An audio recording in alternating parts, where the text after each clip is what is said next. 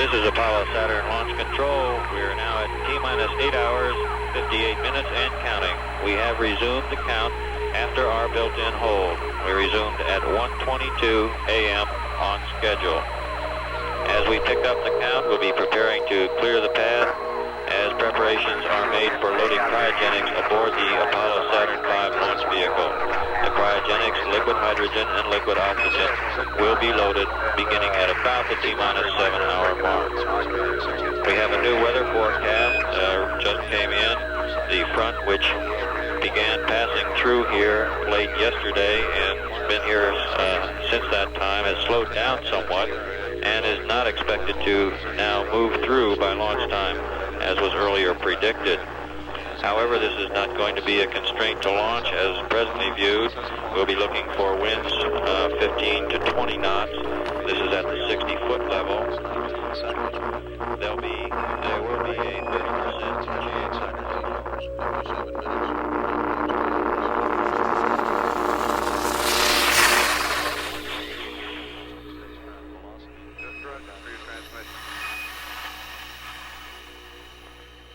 The desert is a strange place. Either that, or it's just a very good place for strange things to happen. I thought that as a child, when I saw two astronauts climb out of a crater. My name is Ramon Juan Vasquez, and now I'm a man of the desert, and the lands and the mountains hereabouts. And I have found my part in it. Ramon's road trips, Southwest expeditions, to take my old bus and a bunch of curious folks out across these lands and try to understand the place, how it is, the way it is. For me, it's to know all the tracks and turns, routes back and forth, and then there's the old stories. But to make sense of the whole thing, then it's other folks we need, for the detail, for the science, for the certainty. One time we might bring a geologist, or maybe even a natural historian, an ecologist, all sorts. And you know, if the desert is a good place for strange things, well, today it's a good day for the desert. Today I'm heading back to the crater. For we meet in an hour of change and challenge, in a decade of hope and fear, in an age of both knowledge and ignorance. The greater our knowledge increases, the greater our ignorance unfolds. Despite the striking fact that most of the scientists that the world has ever known are alive and working today, despite the fact that this nation's own scientific manpower is doubling every 12 years in a rate of growth more than 3 times that of our population as a whole. Despite that, the vast stretches of the unknown and the unanswered and the unfinished still far outstrip our collective comprehension. No man can fully grasp how far and how fast we have come.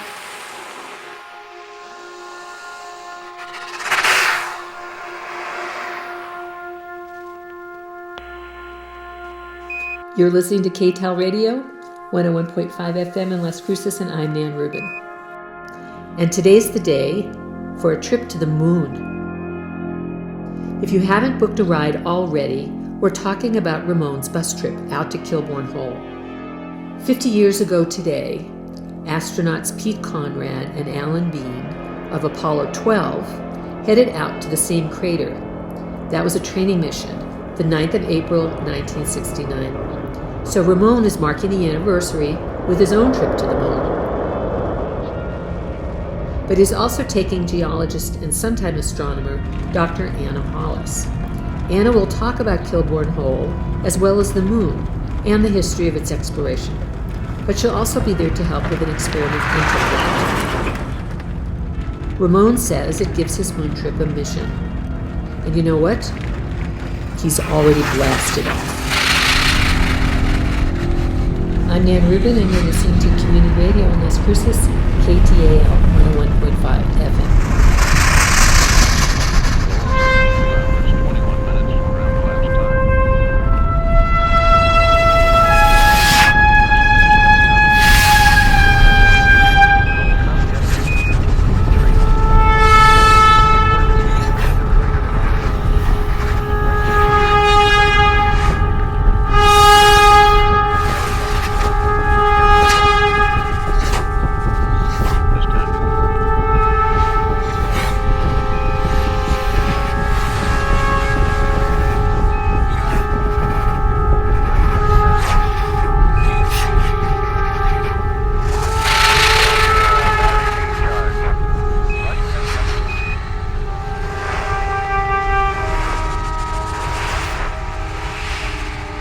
Kennedy said, "We choose to go to the moon." That was 62. I was barely a child. But now, out here, it feels like that time again. So we choose to go to the moon today. And my bus, I say that's the rocket. Kind of for fun, but kind of real and honest too. You're looking good. 1 minute to LOS. We'll see you on the other side. Return it safely to Earth, re-entering the atmosphere at speeds of over 25,000 miles per hour, causing heat about half that of the temperature of the sun, almost as hot as it is here today, and do all this, and do it right, and do it first. Before this decade is out, then we must be bold. I got something of a horizon out there. I got some craters too, but I don't know where I am yet. And when you reach this place, the place you're headed for, the crater, the moon, the stars, wherever, well, you got to have a mission. Why did you ever go there?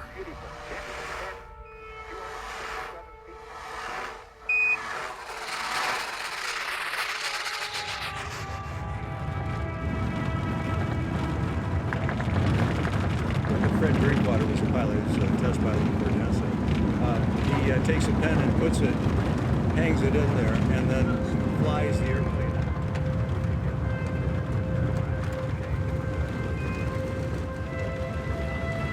I'm Nan Rubin, and you're listening to Community Radio in Las Cruces, and we've seen a tweet that says Ramon and his crew have made it to their destination.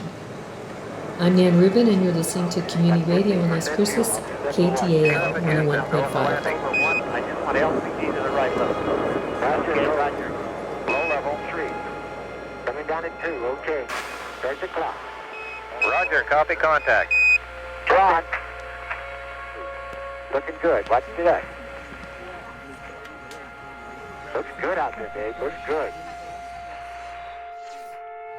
All in one place. The other rock type that's here that's incredibly unique that we'll talk about a little more in a minute are mantle xenoliths. And this was something that the astronauts were trained to look for because they really wanted to learn about the lunar mantle. So they wanted to be able to identify these different kinds of rock types, learn how to... And now I've been joined by our very own Dr. Science, Vince Goodchick. And Vince, you're going to tell us all about Anna's experiments in light. Take it away. Thanks, Nan. Anna is looking at the hydrogen alpha line, which is light from the skies way beyond the moon. She'll be able to tell us more details. Basically, you look through a telescope and you need a spectroscope that splits that light into different colors. You can pick out the H alpha line. So I understand that her mission is to show off this beautiful red line, which is called the H alpha line. You just mentioned it, and it's related to the element of hydrogen. Can you tell us a little bit more about what this is? Well, hydrogen is the most abundant element in the universe, and we're seeing hydrogen through this telescope in some very tumultuous places, where it gets so hot that its electron gets bounced to very high energies. As the electron finds its way back down to more placid levels, it generates light. Any moving electrical charge does. But only very specific energy levels are allowed. Each shift in energy between these allowed levels gives a distinctive wavelength of light, a color. The H alpha line lets us see into the universe. It's also beautiful. That sounds like it's something that's possible for us. Thanks a lot for explaining all of this. We're talking to Vince Goodchick. He's here in the studio with me, and this is Nan Rubin at KTAL Radio, Community Radio in Las Cruces. Thanks, Nan. Good to be here.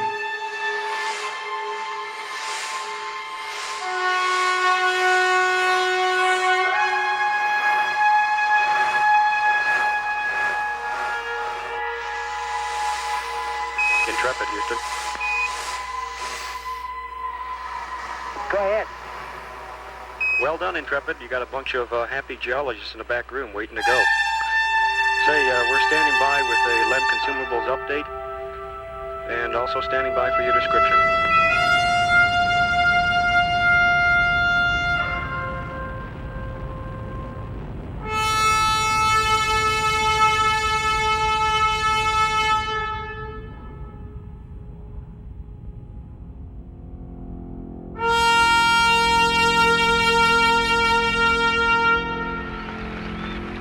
many years ago, the great British explorer George Mallory, who was to die on Mount Everest, was asked why did he want to climb it.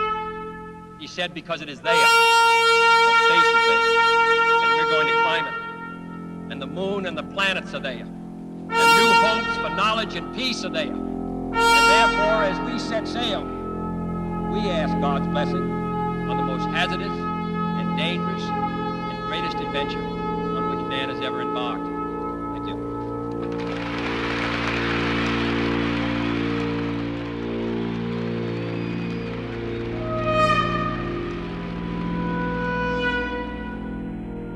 I would tell it just the same as Anna, if I could, but she's a scientist and I drive the bus. But it turns out that light's all in code.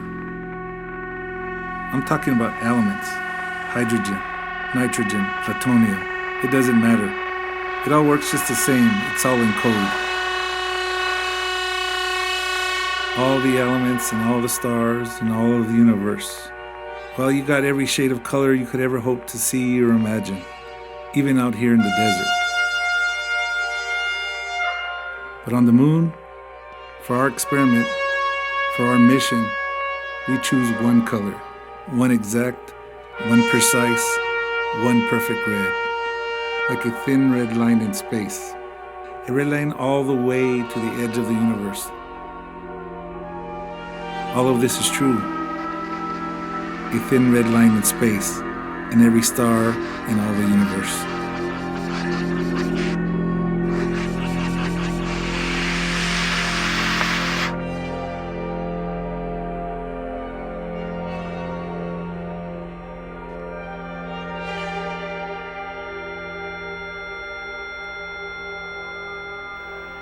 Okay, Dick, we're copying the moon now. How's it look? Oh, this is even a much better shot than the last one. Oh, do you see any place there you'd like to go? I'd like to go any place there. Okay, one road's in and somebody's pencil is floating by. There you go. Secured, yep.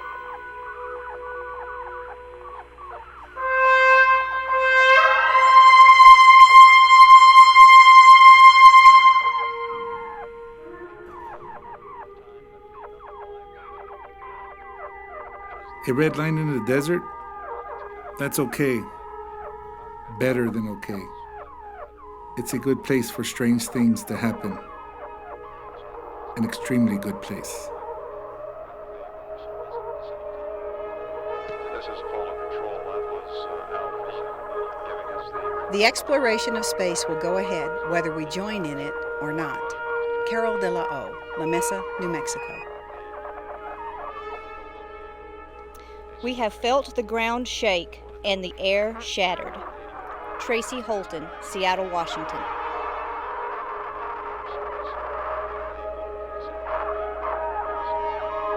An untried mission to an unknown celestial body. Tony Davis, Alto, New Mexico. Whether it will become a force for good or ill depends on man. Alice Carruth, Las Cruces. 240,000 miles away from the control station in Houston. Sandra Padilla, Las Cruces, New Mexico.